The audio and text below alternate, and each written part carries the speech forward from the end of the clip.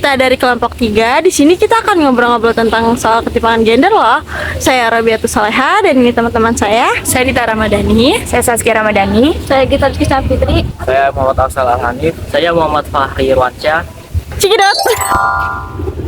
Ketimpangan gender topik yang sangat penting loh. Kita bakal ngebahas tentang bentuk-bentuk ketimpangan gender, dampaknya, dan gimana caranya kita meningkatkan kesetaraan gender di berbagai bidang. Oke, pertama-tama kita bahas dulu bentuk-bentuk ketimpangan gender di masyarakat. Salah satu contohnya adalah perbedaan gaji.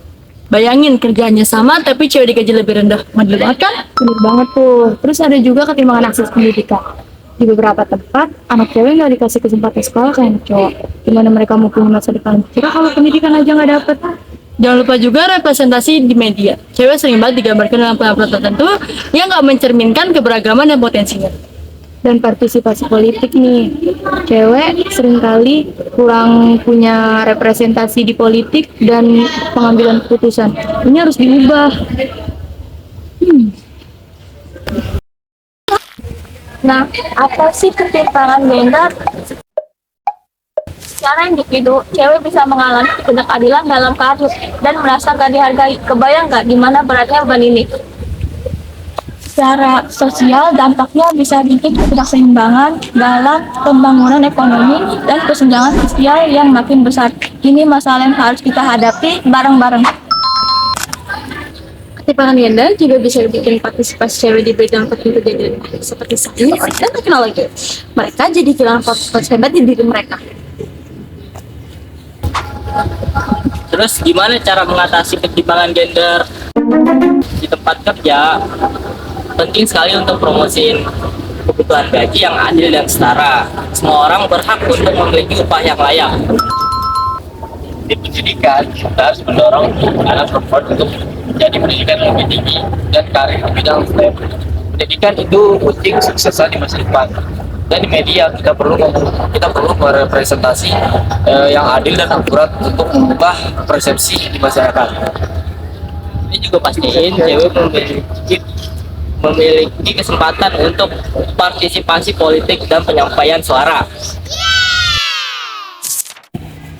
Kami juga udah nemuin beberapa video dari sosial media, contoh kasus ketimpangan gender di masyarakat. Yuk, tonton videonya.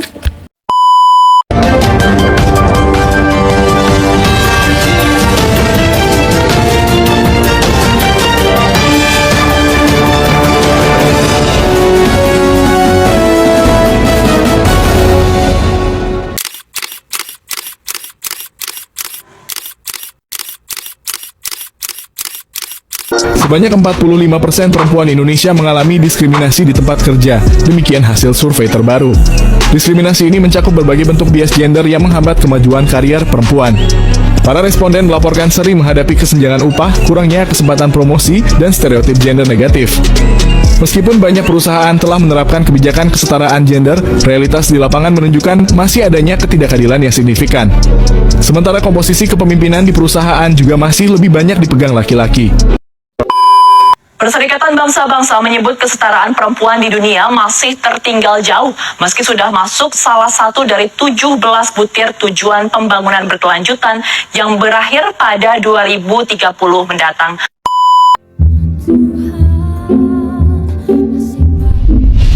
Beda sama zaman dulu, rasanya saat ini perempuan dan laki-laki udah nggak terasa lagi kesenjangannya. Semuanya rasanya baik-baik aja. Kayaknya semua punya kesempatan yang sama dan setara. Tapi faktanya kalau dilihat dari jumlah pemimpin negara dunia, menteri-menteri di Indonesia, posisi karir dalam pekerjaan, kesenjangan nyatanya masih ada. Itu bikin satu pertanyaan besar yang kita punya saat ini. Apakah kesetaraan itu jadi ilusi semata?